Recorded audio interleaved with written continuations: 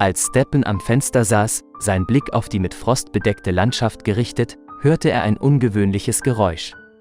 Er runzelte die Stirn, bemüht, die Quelle zu erkennen. Die Neugier trieb ihn dazu, weiter zu untersuchen. Als er auf seine Veranda trat, spähte er in die Dunkelheit, und sein Herz setzte einen Schlag aus. Direkt über der Schwelle seines Torhauses stand eine Wölfin. Die zerbrechliche Gestalt des Tieres jagte ihm Schauer über den Rücken. Wölfe wagten sich selten in die Nähe von menschlichen Wohnstätten.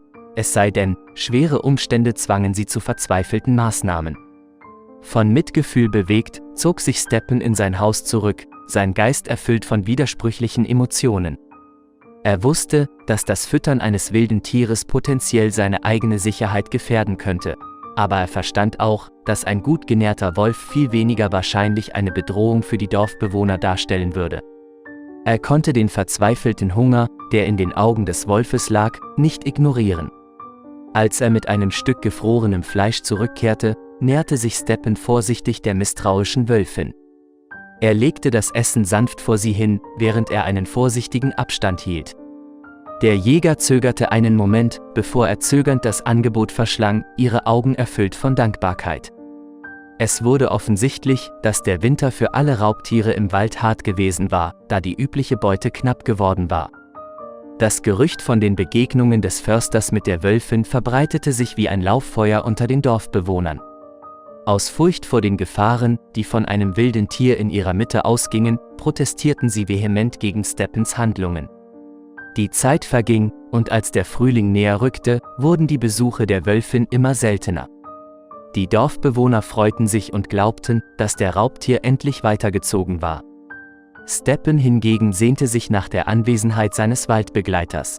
Monate vergingen ohne eine Spur von der Wölfin, und das Leben nahm seinen normalen Rhythmus im Dorf wieder auf. Aber das Schicksal hatte für Steppen noch eine letzte Überraschung bereit. An einem schicksalhaften Tag, als er den vertrauten Ruf an seiner Tür beantwortete, entdeckte er nicht nur die Wölfin, sondern auch zwei jüngere Wölfe, die neben ihr standen. Sie waren nun vollständig ausgewachsen, ihre Augen spiegelten sowohl die Wildheit ihrer Natur als auch die stille Dankbarkeit, die sie dem Förster entgegenbrachten. In diesem Moment verstand Steppen, warum die Wölfin das Fleisch, das er bereitgestellt hatte, nie sofort verzehrt hatte. Sie hatte ihre Jungen genährt und ihre eigenen Hunger geopfert, um ihr Überleben zu sichern. Jetzt war es an der Zeit für sie, sich auf die Suche nach neuen Territorien und reichlicherer Beute zu begeben. Bevor sie aufbrachen, waren sie gekommen, um sich von dem Mann zu verabschieden, der ihnen Freundlichkeit in einer harten und unbarmherzigen Welt gezeigt hatte. Liebe Freunde, wenn euch das Video gefallen hat, setzt ein Like und abonniert den Kanal.